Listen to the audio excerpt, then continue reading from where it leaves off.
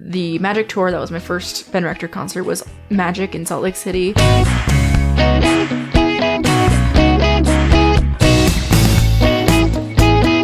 Hi guys, and welcome to episode 4 of the Music by Mads podcast, season 1. Today, so I lied last week when I said we were talking about classical music. That will blow your mind today.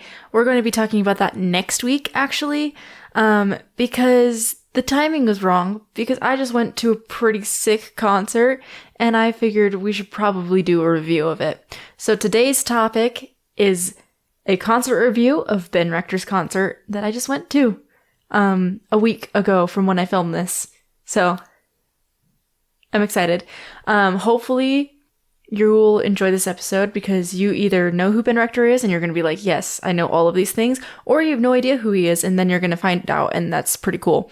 Because he's like the coolest person ever.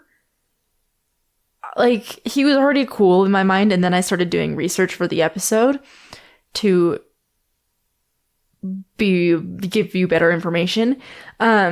So he has 9 studio albums, 3 live albums, 3 EPs, and a handful of singles that just are kind of one-off things.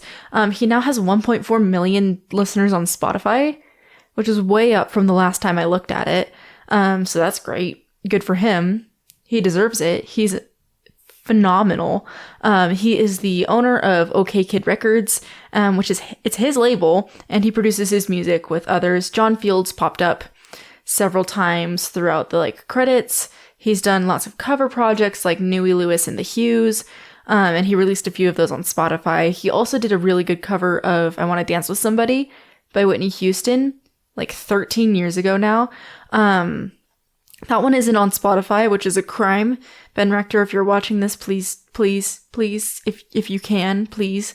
It's one of the first things I heard from him that I just fell in love with. He plays all of the instruments in it. It's amazing. So good. But that is a favorite as well. He did release some of the Huey Lewis and the Hues project, which obviously is a play on Huey Lewis and the News. He's the youngest person ever to win the pop category in the John Lennon songwriting contest. He won at 19 years old. He's been featured on many streaming services for The Artist on the Rise and other related playlists. Basically, he's just the coolest person ever. I don't know what else to tell you. And a side note, not really. A side note from his biography, get this man a Grammy. He deserves one. It's been too long for his career for him to not have a Grammy. He needs to be more popular, but also I want to gatekeep him. So obviously this is the worst way to gatekeep, but we're gatekeeping, and not gatekeeping at the same time. Yeah. So so cool, so good. Sounds the exact same live as he does in a studio recording. I mean, obviously we're human. When we perform, we are human. There's some little slip-ups, but generally speaking, one of the best live performers I've ever seen. I've seen him live 4 times now, including this last concert. My family has been fans for years. I am a huge fan. Yeah, all of the tours that I've seen him on are the Magic tour. That was my first Ben Rector concert, was Magic in Salt Lake City. BYU's Homecoming. The revival of the Old Friends acoustic tour. I saw that with this one was with Jordy Searcy and Stephen Day. Also great artists. You should go listen to their music as well. That was amazing. I saw it in Portland. And then now at BYU Idaho for their Center Stage concert series. Wow. So amazing.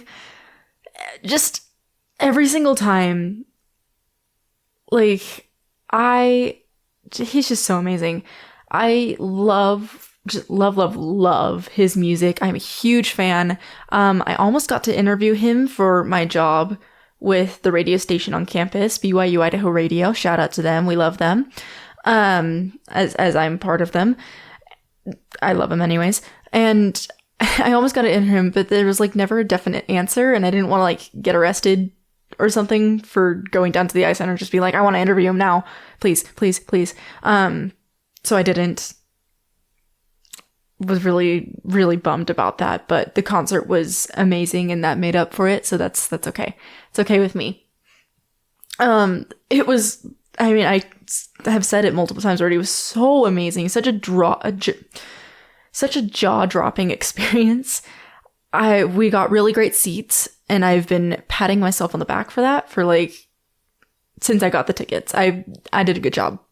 We weren't in the front section because that was a little out of budget. But we were in the section right behind. And it was really good. We were in the third row technically, but it was like the handicap accessible row and then one row in front of us, which 2 people came late and sat in those seats, but I don't think they were booked originally or like right in front of us.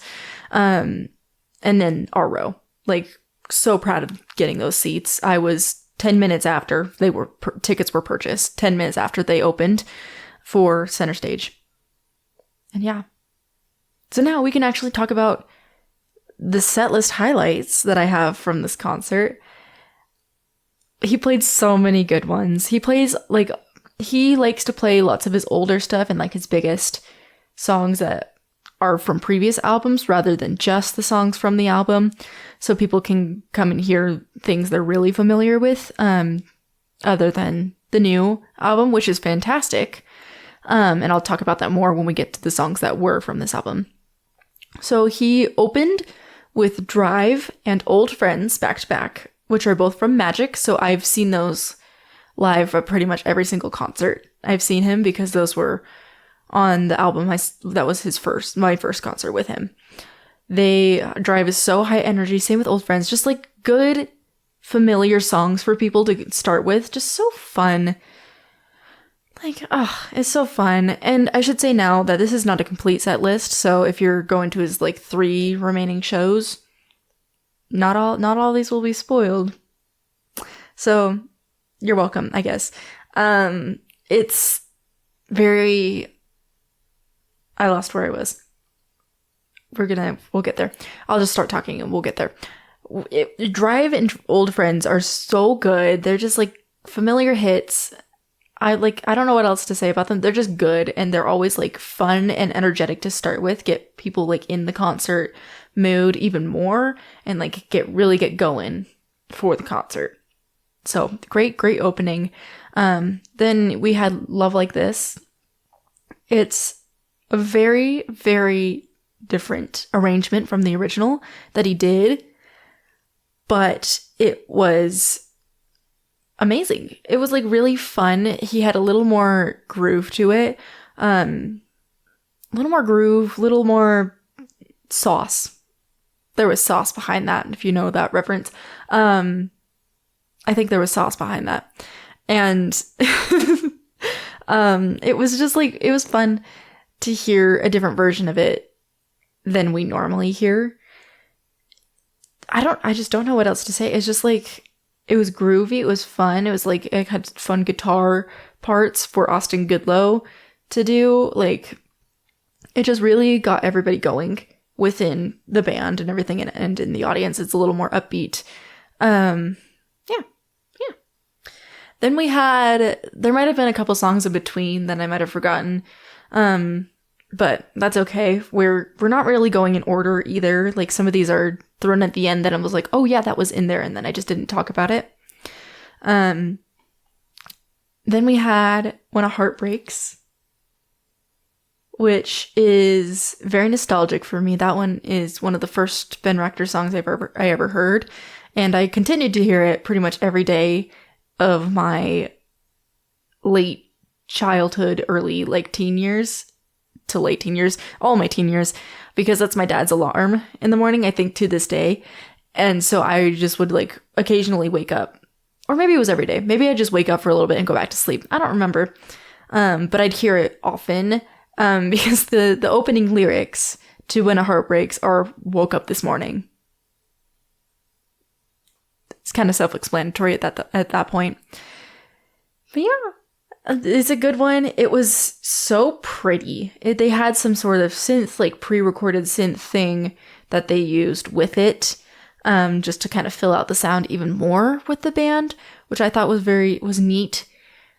It's such a stunning piano part, and it sits in this lower register. Like when you get to the chorus, it's just like big and booming, and it just like you could feel it under your feet. Oh, so good, so good. I think I'm gonna put some recordings of these, specifically this one right now. So please enjoy what I'm talking about with this big booming chorus. We'll see if I actually put it in the episode. Maybe it'll just be on social media, and go follow my Instagram or my Facebook, and you'll see it. And then I can get more followers. Please and thank you. And then, of course, follow my podcast on YouTube and Spotify. Ad in the middle for me. So I'm moving through this like way faster than I thought I would. It's just, I can't explain it well enough I could talk for 3 hours and wouldn't be able to encapsulate the amazingness. Like, it's an incredible experience to see Ben Rector live. So we're going to move on to Forever Like That, which, if you know me, you know already that this is my wedding song. We use the acoustic version rather than the original because we wanted to use the acoustic rather than the original. Like, there's no other reason than we just wanted to. And it's a very popular wedding song for a lot of people, especially Ben Rector fans. And he mentions that he's like, I always try to play it because it's people's wedding songs. And I was like, that's me. I was sitting there 12-ish rows back from the front. That's me. My husband and I really enjoyed hearing that. This was my husband's first time seeing Ben Rector too. It wasn't his first concert.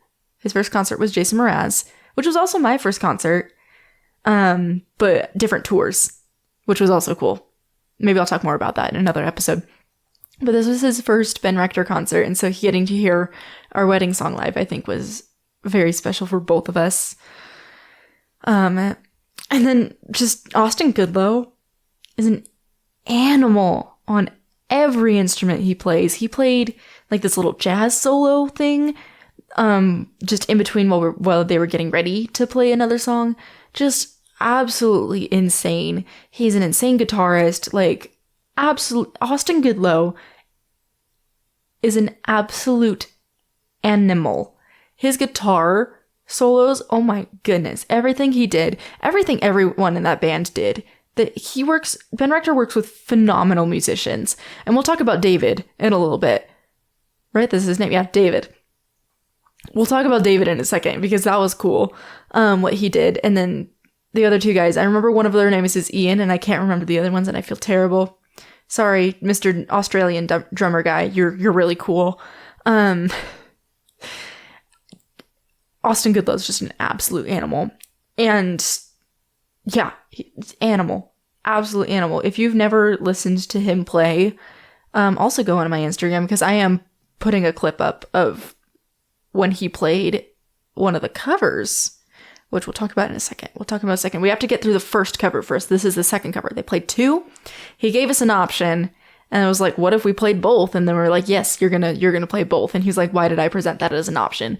Because you're really cool. Thanks, Ben Rector. It was great to hear both Great Day to Be Alive and Fishing in the Dark. So Great Day to Be Alive is a Travis Tritt song. Super good Travis Tritt song. I heard this one, Ben Rector covered this one live during the Old Friends acoustic tour, the very first time. So fun. Everybody sings along, and it's just such a happy country song. It's such a feel-good country song, and he does a really, really great job. I think he panicked a little bit because he said tattoo, and at my college, I go to BYU, Idaho, he has to censor strongly to keep within the school's standards, which is fine. I've experienced that too. We have to censor all of our music for the radio as well. We have to make sure it fits school standards, so it's like no drugs, no alcohol, no nothing. It has to be completely clean, like squeaky clean as can be. And he said tattoo, which you're like, Maddie, that's not that bad. I know, but the school policy is very strict, and it's just the school policy. And I think he said tattoo, and I think he panicked a little bit and forgot the lyrics afterwards. So we forgive you, Ben Rector, for forgetting the lyrics. It's okay. We get it.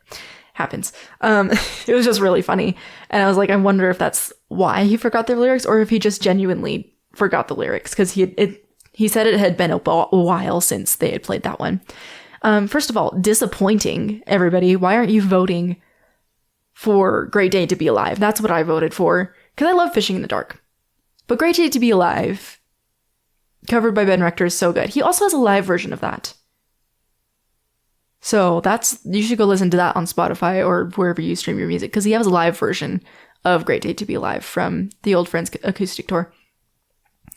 Anyways, there's that. So we got Fishing in the Dark, which is, I don't know what face I just made, but enjoy. It was super fun because it started acoustic. These two were acoustic. This was like the band's break, but the band started joining in.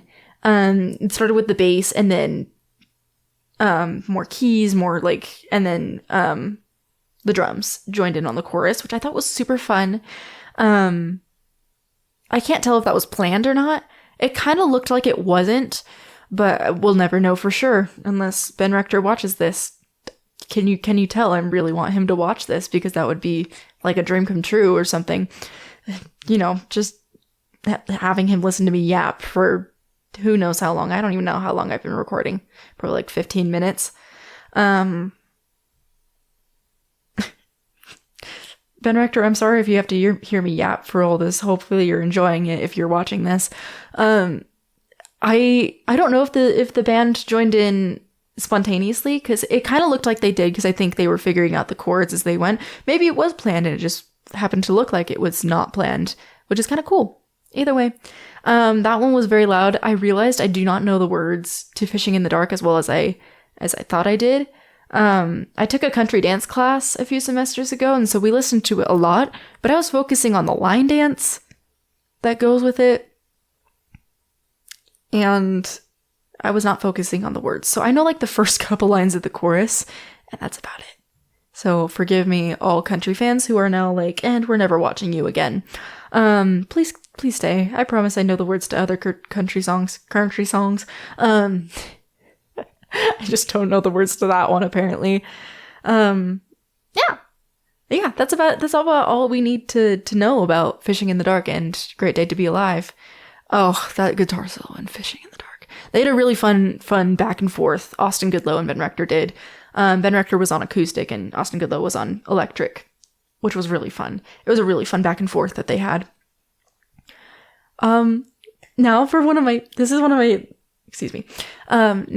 my absolute favorite Ben Rector songs. I love this song. Oh my goodness. I love this song. And he hasn't played it in the past quite as much, and he keeps playing it more and more, because he played it on the Old Friends acoustic tour, and I was delighted. I was so very happy. I think it's what he opened with. It might have been what he opened with, like, very first, and I was dying. I was in heaven. But he played it again, and let me tell you, it is my favorite. And I realize now that I have not said the song title yet, so I'm sorry. You're like, what song? Tell me the song. Tell me the song. When I'm With You, from The Walking in Between, which is the same album as Forever Like That, my wedding song. This is the second track on that album, was one of my favorites. That one and Ordinary Love are such good openers for that album. And they're both, I feel like, underappreciated, underrated. That hit on the chorus, because it's like it's in this fun, like, I think it's a compound meter. I don't know if it's technically 6/8 or if it's just a really fast 3/4. Either way, it's in a triple meter, whether it's simple or complex meter. It's so fun, and it's like it starts with this suspended D major chord that just like adds instruments in. He does it a little differently live, but studio recording, it just adds instruments in, and it's very lovely. In concert, insane. There's this, like, it hits on the chorus. He's like, I forgot all the lyrics, but he's like, when I'm with you. And it's so good. It is so good. It is delicious. And on the studio recording, there's strings, and obviously there isn't live, but the electric guitar and the keyboard synthesizers and whatever he used. Goodness. Amazing. One of my favorite Ben Rector songs. I am so delighted that he is playing it more. I think it needs to be played more because it's so good. And I'm like, maybe we just need another Walking in Between tour, because that's I think my favorite Ben Rector album. I think it has the most songs that I'm like, yes, I love this one. That one and Joy of Music are some of my favorites. I could rave on about When I'm With You forever and ever, because it's also such a showcase of how good his bridges are. Like, he writes some of the best bridges I've ever heard in songs, and I'm like, I'm a fan of a lot of artists who write really good bridges. And that's, it's crack to me. It's another drug to me. Speaking of drugs, I'm kidding.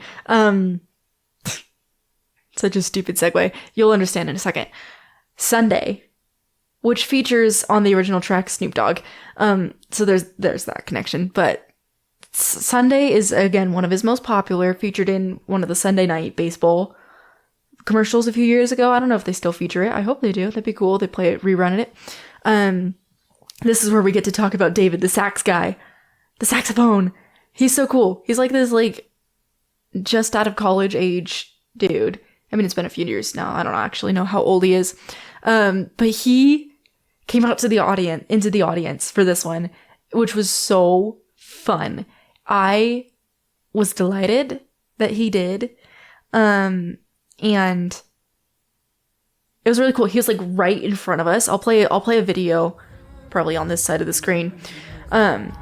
He was like right in front of us and just chilling, and Ben Rector was talking to, like, he improvised some lyrics to get a spot on him so they could know where he was. But it was really cool. It was really fun. It's just really cool to have somebody that close to you. And I'm sure that was completely improvised, and he was just like, I'm going to go down into the audience. Or it was completely planned. I don't know. The spotlight comment makes me think it was improvised. Ben Rector, my good sir, I am still waiting for you to pull out Snoop's rap in Sunday. When are you going to do it? When are you just going to full send and rap your heart out in concert? I'm waiting. I'm waiting patiently, and I will rejoice the day that happens. Because I think that'd be the funniest thing to do. Like, please do it. Please do it. I'm begging at this point. Like, it'd be so funny. Anyways, Sunday's always so hype. It's such a fun song. Everybody was on their feet for that one. Everybody was dancing around. I was probably so obnoxious to everyone around me. I was just dancing. I was having the time of my life. I'm sure it wasn't that obnoxious. I wasn't trying to be obnoxious. I probably wasn't. I just was very energetic. I was very excited.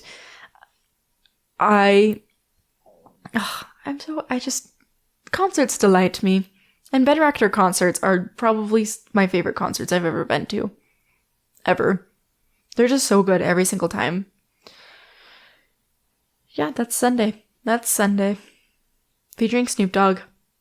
Most random collaboration I've ever seen in my entire life, and I'm not mad about it, ever.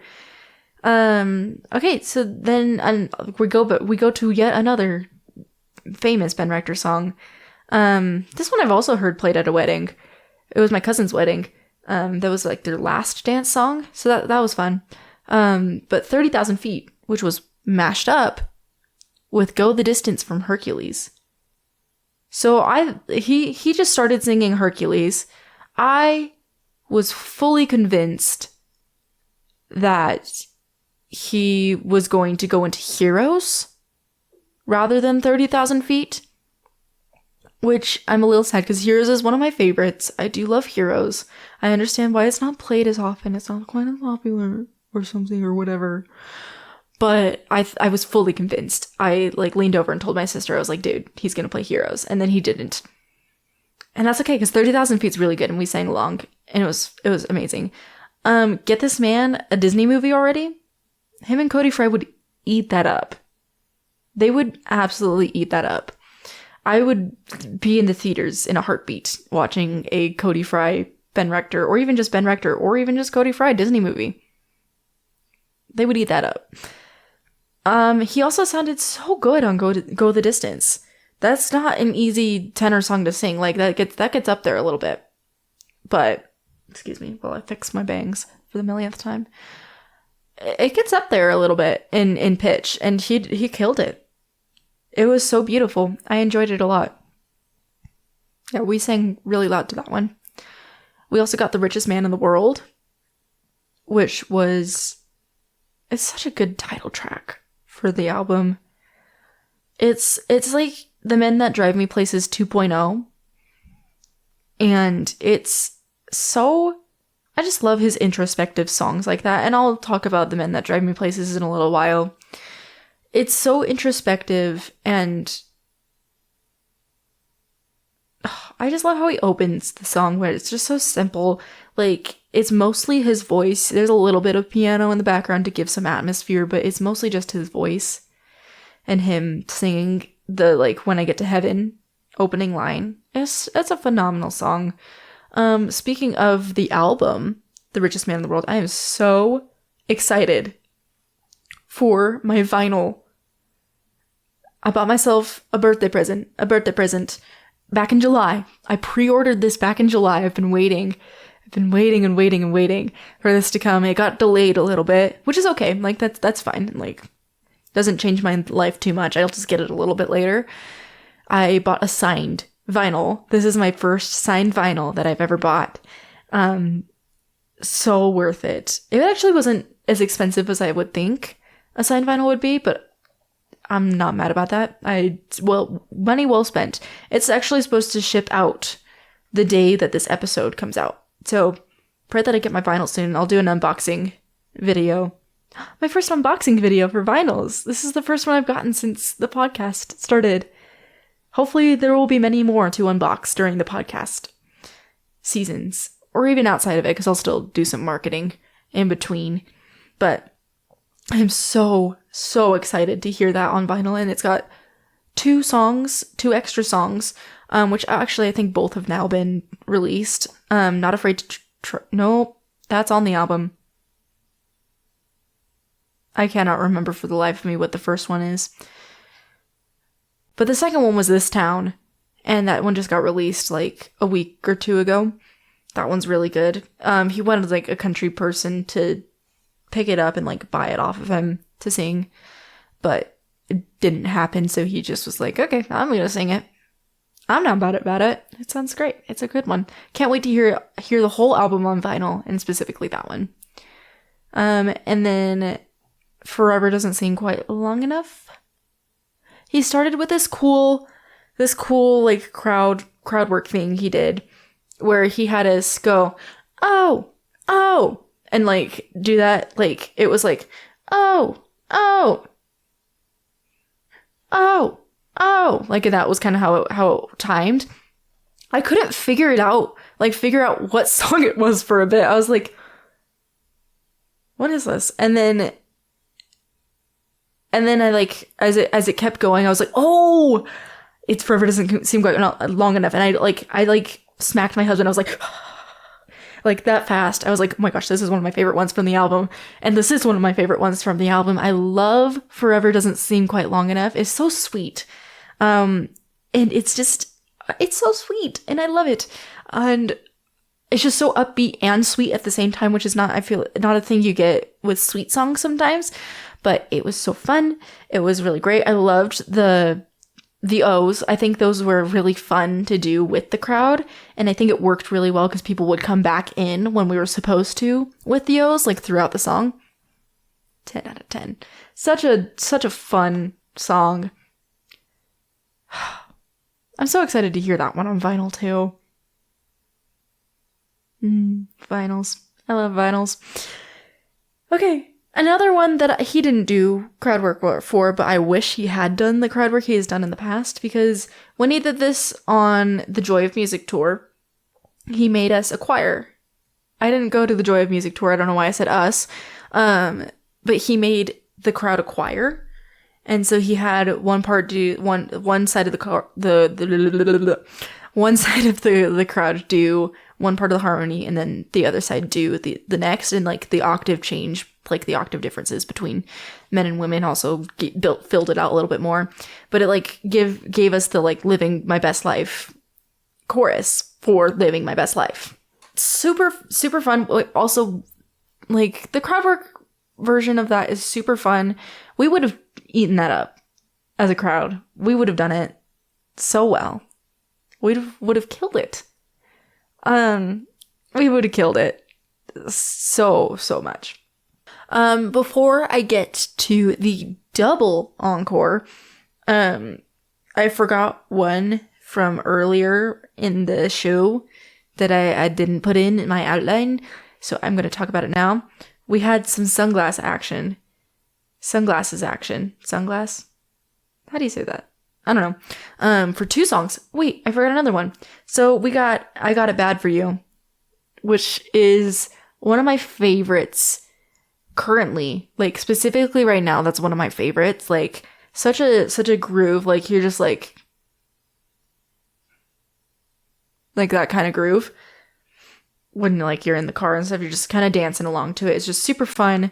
Gosh, it's going to be stuck in my head for the rest of the night. It's such a good song. I cannot wait to hear that on vinyl too.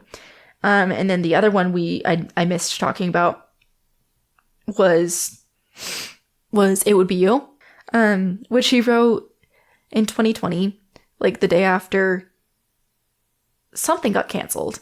But he wrote it in 2020, and then he started rewriting The Joy of Music. He completely rewrote that album. But he produced it during COVID as well, since he had the skills, and he could get it produced and put out during COVID, so that was fun. Featured a fun like little dance. Maybe I'll do the dance for social media this week. Maybe that'll be my thing. Bring back the It Would Be You dance trend of 2020, when we were all inside and had nothing to do but learn this Ben Rector shuffle. Super fun. They did, so like one of the parts, like one of the lyrics is like in the dark, and they always cut the lights for that. Like, it was just super fun. Both of them are really fun, groovy songs. He just has really fun, groovy songs. Speaking of, like, I mean, it's dad rock is what he calls it. And speaking of dad rock, I want one of those t-shirts so bad. I listened to dad rock at the Ben Rector concert. Those shirts are so cool. I want one of them. We don't have shirt money for we don't have $30 right now. That's like for a shirt. Saving money. Also a Ben Rector song. No, making money. Am I the biggest Ben Rector fan in the world? I'd like to think so. Actually, I can't say that. My dad probably is. But obviously not in this moment, because I messed up a song title. You know, casually. So then the double encore. The Men That Drive Me Places. I thought he wasn't gonna play it, and I got really, really sad, because this is one of my favorites, and this is the only song I have consistently recorded the entirety of at a concert, because I love going back and listening to it live. I think it's a beautiful song, and the message is so wonderful. I've cried multiple times to this song. Like, it's gorgeous. I thought he wasn't gonna play it, and I got so sad. I was like, oh, he didn't play The Men That Drive Me Places. And then he was like, we're actually doing 2 songs. And I wrote this song about cab drivers, and I was like, yes, finally, thank you. Thank you, Ben Rector, for playing The Men That Drive Me Places, because that's one of my favorites. I never hear audiences so quiet at a concert. Every single time. It's like the most still I've ever heard a concert ever. Like, and it's so pretty, and it's just like, it really just hits you. It really does. And I think that's why it gets so still at all of these concerts, is because it just hits you, like, just right in your heart. Like, it just really gets you. Yeah, that sums up The Men That Drive Me Places. And I love that song. I love that song so much. It's so good. Such an emotional song. A stunning emotional song. And then, of course, for the ending, his most famous song, Brand New. I mean, what else would you play? It's so fun, because audiences know that song. Even if you barely know Ben Rector, you know that song. And everybody knows the chorus, and everybody knows the little, like, oh, oh, oh, oh, oh, oh. Like, everybody knows that part, so everybody does it. Everybody does it, like, throughout the chorus, too. Like, we aren't singing through the chorus. We're singing the other part, and it kind of sounded like the recording, because that's, like, it's a big multi-voice, like, version of that in the recording as well. So it's really fun. It makes it so much more fun to do that part, because I think it's so interactive in that way. It's his biggest song to date, I think, and it's so good, and that's why it's his biggest song. It's so good. That's all, folks. Apparently today, it's so good. It's a great song. Like, people complain about songs getting popular, and I can understand overplayed by, like, radios and stuff, but if they get popular and they, like, have a lot of streams, it's because they're good. It's not bad to like a song that has a million bajillion streams, because it's good. That's why it has a million bajillion streams. People like it, and that's okay. Anyways, so the final thoughts for this concert and Ben Rector. He's insane. I have never, like, going to a Ben Rector concert is a life-changing experience, and I will stand by that opinion for the end, till the end of time. Like, I have been to many concerts at this point, most of which have been Ben Rector, but I've been to Jason Mraz, I've been to Lindsey Sterling, I'm forgetting all of the concerts I've been to now, of course, but those are two big ones. I almost went to Conan Gray. That would have been nice. Almost. Someday. Wishbone tour did not happen for me. And I don't have Paris money, so, you know. Who just has Paris money lying around? I'm not a millionaire. But going to a Ben Rector concert is life-changing. Like, people's jaws around me, they were all just dropped. Like, people had jaws dropped. There's one specific person I'm talking about, and they know who they are, and I hope they listen to this so they can be like, oh, that's me. Shout out. Anonymous shout out, because I'm trying to keep things not so personal yeah. Anyways. Jaw-dropping experience, life-changing concert. I think everyone should go see Ben Rector if they can. And if they can't, there's a live album. He has 3 live albums. I said that earlier in the episode, but the one you need to listen to is Live in Atlanta, or Live from Atlanta, which is his previous full band tour, which was a big full band tour, and it's amazing. It's so good. It's the best live album I've ever heard, mixing wise. I usually am not a huge fan of live albums, just because I like hearing everything that's going on, and this one does an amazing job of it. I also would not be mad if we ever got acoustic versions from the 2023 Old Friends tour on, like, Spotify and stuff. Petition. I'll have everybody sign it. It's so good. Everything he touches is just magic. Album drop. Album name. Okay. So those are my final thoughts on the concert. except not, because I have a list of songs I wish he had played. And I understand why they did not get played, and I am not mad that they didn't get played. I just think they should get played more. So, here we go. Number 1 on this list of songs I wish he had played, and I think would be fun if he started playing a little more. Feel from The Richest Man in the World, the new album. It's the lead up back to the chorus is just, it scratches my brain in the right way. And both of the songs from The Richest Man in the World that are on this list scratch my brain in the right way. So I wish he had played them, but I understand why they didn't get played. I think they weren't quite as big as the other 2 like big songs, which were I Got It Bad for You and Forever Doesn't Seem Quite Long Enough. Feel is a good song. More Than I Could Ask For is the other one from The Richest Man in the World that I wish he had played. He has this melody line, like a little bridge melody line that goes over his little like background chorus stuff. It also scratches my brain in the right way. It's just perfection. Again, another banger Ben Rector bridge. And then Heroes.